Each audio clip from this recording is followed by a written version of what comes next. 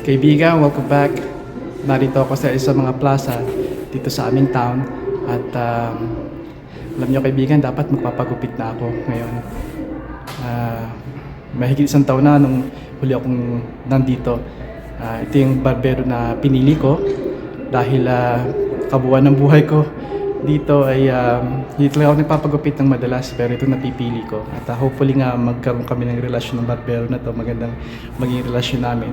So far maganda naman yung huling gupit niya sa akin nung mahigit isang taon na nakakaraan.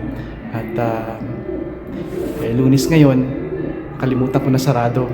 Malapit din dito yung aking cobbler, yung aking sapatero, na gusto ko sana makachat dahil gusto kong humingi ng mga tips sa kanya kung paano malagaan ang mga katad na pag-aari ko.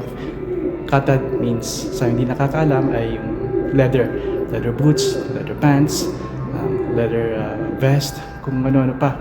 Kaya itong mission ko talagang maging scholar, maging marunong mag-alaga ng mga leather, dahil ito ang gusto ko ibigay sa inyong ipakita sa inyong video kung paano mag-alaga ng inyong mga leather, dahil dito, lalo na dito sa North America, magandang maging habit ninyo yon.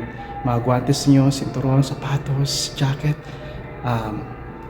lahat ay magandang marunong kayong malagaan ninyo ang tamang pag-asikaso at pagpapanatiling maayos at pag-maintain ng inyong mga leather na kagamitan. Right? Napakita ko sa inyo aking barbero. Nasarado ngayon. Ito yung aking makikita nyo ito sa sa online. Dito ako nagpapagupit. Padalo ko na sanang pagupit ito ngayon. At okay lang siya. Okay. Decente. Alright. At magtataka kayo, bakit may dala kang bisikleta, Lakay? Hindi ka ba nagda-drive ngayon? Well, gusto ko magbisikleta dahil itong spring na to, ito yung panahon para bumalik yung sigla muli natin. Aktibo tayo buong taon, pero iba ang pagbibisikleta. At isa pa, may kinuha ko na isa namang gagawin natin sa ating Impala ni Mrs. T. Itong nag-ano siya, yung nanginginig na siya. Kailangan na niya ng tune-up. Ngayon, hindi ko matandaan kung kailan ko talaga siya ginawa, pinalitan ng spark plug wires. Alam kong patatlo na to sa pag-aari namin. At yung una, kauna-unahan, ay pumunta kami sa Quebec, sa Ice Hotel. Hayaan niyo, papakita ko sa iyo mga lumang video namin doon. Napakaganda ng bandang Marso nang pumunta kami, at napakaganda pa ng panahon noon. Malamig pa rin at kita niyo pa rin ang Ice Hotel talaga. I mean, may kama doon, may fireplace, may upuan na gawa sa yelo talaga. At may mga attraction din doon tulad ng mga slides, tobogganing, at napakaganda.